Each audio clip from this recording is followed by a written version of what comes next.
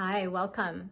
We are currently undergoing a mass evolutionary shift. Humanity is, and Mama Gaia herself is evolving as well. And what if we aren't just evolving to come into a whole new journey of experiencing life, but we're evolving to actually become life itself? So what does that mean exactly?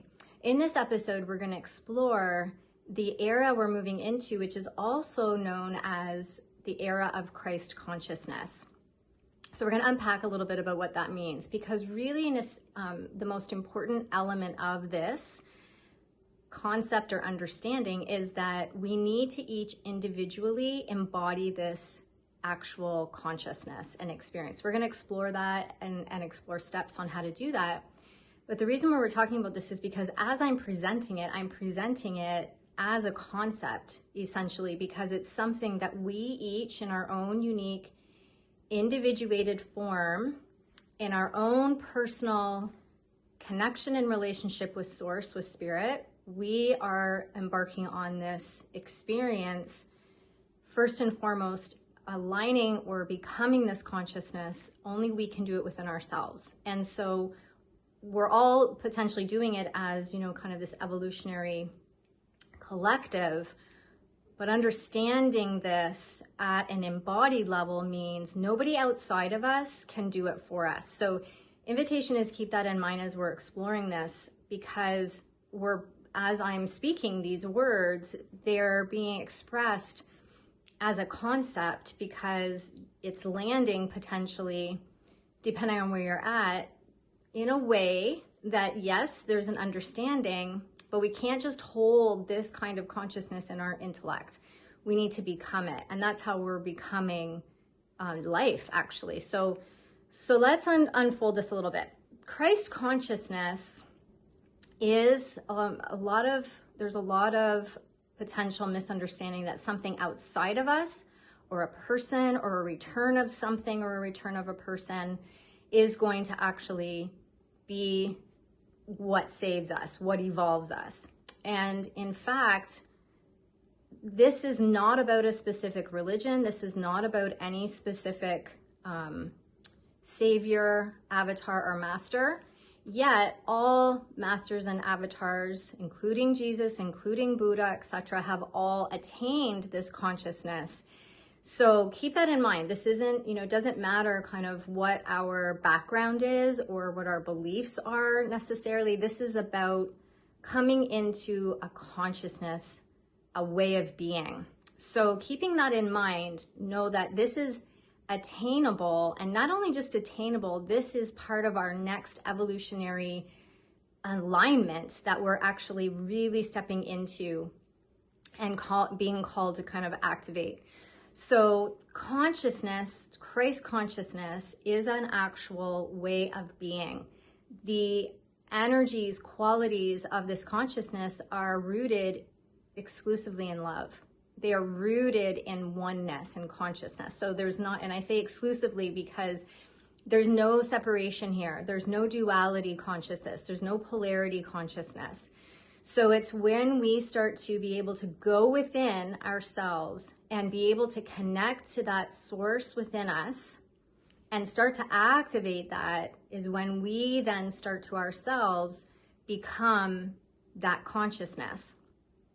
And that is what we are in our evolutionary next step being called to do. And you might even find you're already starting to just be organically guided to do it, or already being it. I should say not doing it, being it. And so the most powerful element of this understanding is that we are the divine presence and power. We have that source self within us. And so the invitation is when we start to go within, we're not looking outside of us. We can look outside as examples. How did Jesus relate? How did Buddha relate? What was the consciousness? How did they relate to people? How did they show up? How did they express? That's an example of what we are now, not just becoming, we're not just looking at that as an example, we're actually ourselves becoming it. So it's not just an action or a behavior. It's actually becoming who we are. And this is why it's about us becoming life itself. So I'll give you an example. When we start to really tune into the connection consistently with the source within us, it starts to merge in a new way with us. And in that merging, we start to then relate and see life and all beings differently. We are coming from a place where we are now connected so deeply to this divine intelligence that flows through all of life, that flows through everything. It is now what we're constantly plugged into. And as we're plugged into that, we cannot be separate from anything else. There cannot be lack in our consciousness. There cannot be hatred. There cannot be any fear, because that consciousness of love, that consciousness of oneness, which is source, the pure source that is within us, when we're connected to that, it's not possible for us to be in anything other than that consciousness of unity, consciousness of love, consciousness of compassion, consciousness of caring and understanding that at the root, we all are connected and one. So we're learning to not just, so some this may be the first time you're hearing this. So if it is, invitation is staying open. And if this is really the first time and you have some belief systems that are being rubbed up against, always honor what resonates with you. If you need to kind of come back and sit with this for a little bit or hear this a couple of times, invitation is do that and ask Spirit to guide and assist you, helping to see what the truth for you personally is. Because this is part of this era of this Christ consciousness era, is again, not going outside of us for any type of approval, authority, acceptance. We're coming inward, truly and authentically learning how to really come inward and connect to the sacredness within, to our own divine connection and union. And from that place, there's such a knowing, there's such a calm, there's such a steadiness that can come from that. And we start to experience ourselves differently, because this is the becoming life. When we're connected in that way and we start to express that consciousness, that is us actually in life. We are life. There's not this, we are the experience of life. So it's just a very different depth, I would say, and a different connection, a different level of connection. Again, keep in mind as we're exploring this in this episode, again, I'm explaining a concept, and it's important that we have that understanding even for our own selves through this journey, because oftentimes we want to understand it. And if you have a mind, and I have a mind like this, so I totally empathize with you if you do. If you have a mind where you really want to understand, and you really you're a seeker in that way, and you really want to understand, there's just some times that we have that, and that can be one of our abilities or one of our gifts. This is something that we have to really drop down into our heart, and not just drop down into our heart. We have to get it into our body. We've got to feel it. We have to feel it. We can't fake this. We can't just kind of go through the motions of this. And if we stay trying to just intellectualizing, even spiritualizing the concept of it, then we stay just in the thought forms of it. We don't land it into the body. And that's the difference with this whole consciousness. It's embodied. We're anchoring that light within us, but we're doing that by connecting to the light within us. So and the reason that might sound a little bit like a contradictory, if the light is in us, but we're bringing it in, it's because through the connection, through the true connection within, as we connect to that source within us, you can call it whatever resonates with you. You can call it source, light, God, goddess, spirit, universe, quantum field, whatever resonates. This is within us. And so once we start to connect with that, what we're starting to do then, and what I mean by landing it, is that we're starting to get more in, allowing that energy, allowing that light to come more deeper and deeper into our body, into every inch of our body. So it's like when you're taking a breath. Have you ever taken a deep breath in, and maybe it only goes kind of to a shallow, chest area. And then as you start to relax and start to focus on your breath more, you can start to really draw that breath in deeper. You can draw it into your fingertips. You can draw it into your toes. You can work with it, expand it, maybe even draw it into your cells or different systems, or you can direct it into different areas of your body. So that's what I mean. We're taking this connection, this energy, this essence, and we are learning how to really bring it into our body so that we become it. It's like we slide into it, and then it starts to effuse out of us, and that's how we are in the becoming of this. So a couple examples on how to work with this is the first step really is acknowledging that we are the power presence of spirit. We have source energy within us. And this is part of what we're really here to do. Is this is our reclamation. This era is where we reclaim, that sovereignty, that awareness, that ability to be able to come home to ourself. And that's what that means. We're coming home to that part of us that is within us, which is the divine presence within us. This is such a sacred, amazing, beautiful journey. So the first step can be just acknowledging I am, or I contain the divine presence within me. Second step is cultivating, consistent cultivation of this connection with this essence, with this feeling, with this presence, with what? And again, it isn't just about thinking about it.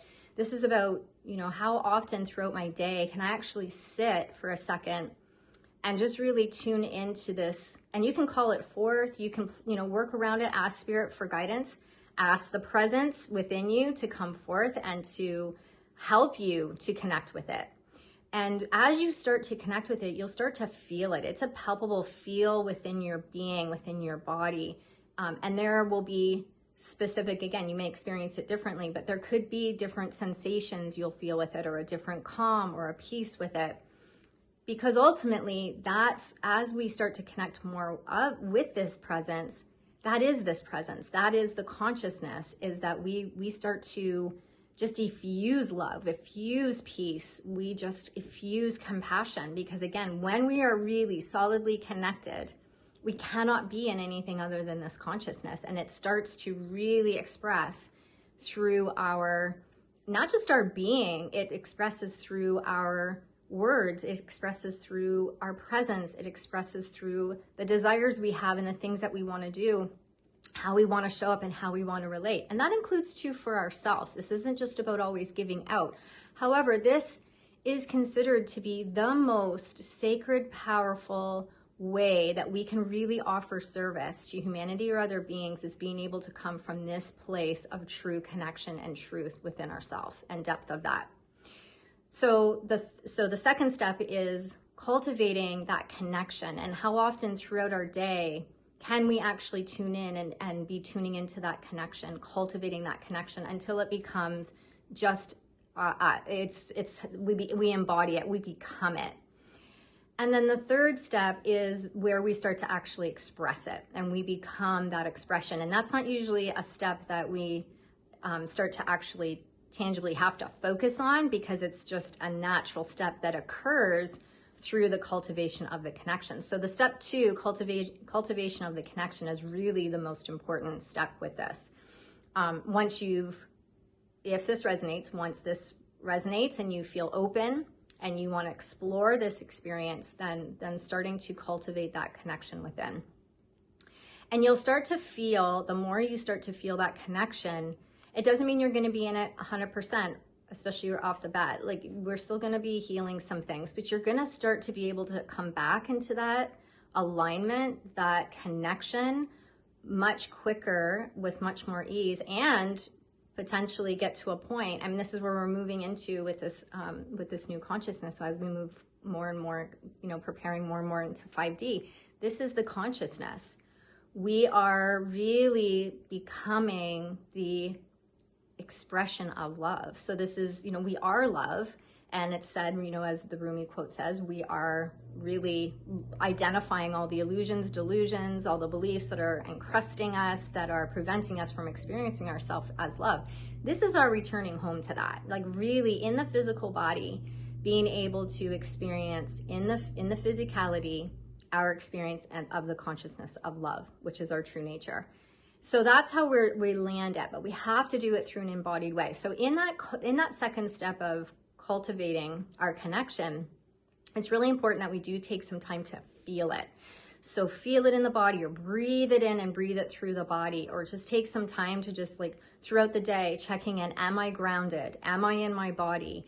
Do I feel love in my body? How's my nervous system regulated with this feeling? How am I relating? And then, we might get it. We have to practice this usually on our own first, and then we start to be able to strengthen ourselves and do it out in, kind of in the world, in different situations or within different groups, or just even dealing with what's happening in the world, or, a lot of things that are playing out that might be shaking us up a little bit or traumatizing us. So practicing as much as we can in our own time, in our own way, behind closed doors if we need to get really strong and connected in it. And then eventually, it doesn't matter where we go, we are then creating the impact of the environment, because we are this experience, we are this expression, I should say, we are this consciousness expressing.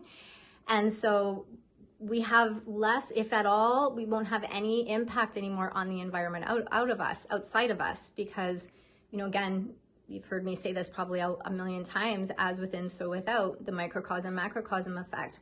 So as, this is one of the most powerful ways we can truly start to also contribute to creating healing, peace, and harmony, and justice, and more love and compassion on that collective plane, on that collective field and stage, is through our own cultivation.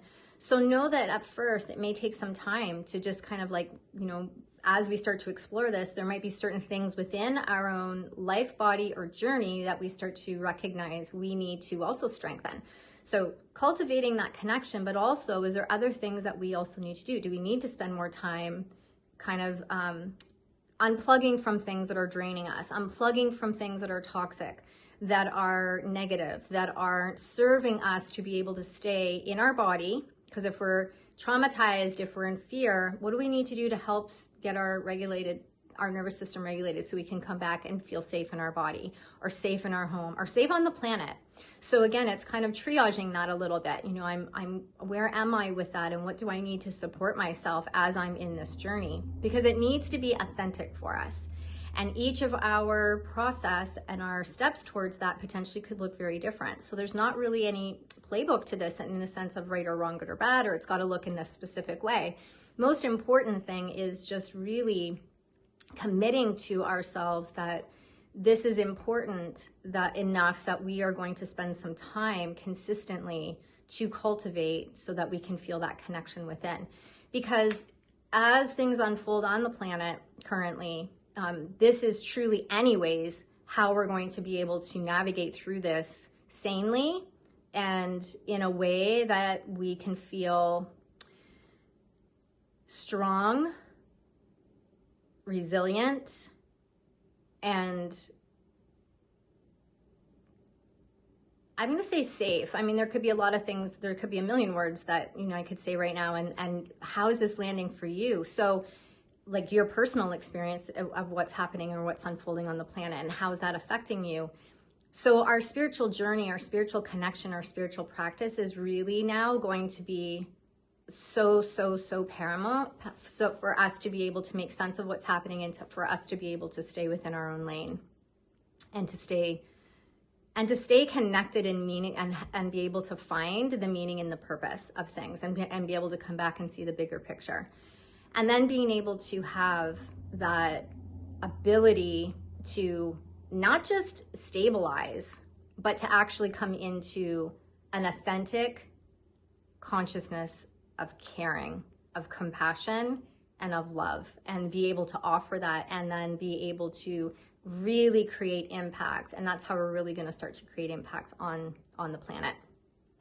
So this is a very sacred, beautiful journey. And so again, first step, acknowledging that we have this presence within us, It's nothing, we don't need anything outside of us. We are connected with others, and we're gonna feel, as we do this, we will start to actually feel more connected with others, but it has to start within ourselves first, because we've been so trained and conditioned to go outside of us. And so this is coming back in, and then step number 2, consistent cultivation of that connection, creating that relationship, creating that connection, and landing it in the body. And then step 3, we just become that expression. We become life itself and are expressing, from a whole new way that's really unfathomable until one has had that experience, is in that experience. And that is our reclamation, and that is our beautiful journey that is unfolding before us. And this is amazing. This is amazing. And this is where, when we're connected to that presence within us, that's when we can truly, really change our beliefs, really believe that there is so much good and there is so much purpose and there is so much meaning, and just coming back to that, coming back to, I'm serving love and I'm going to be an instrument of love. And not only am I going to be an instrument of love, I am embodying love and expressing love. And that's amazing. All right, so enjoy and namaste.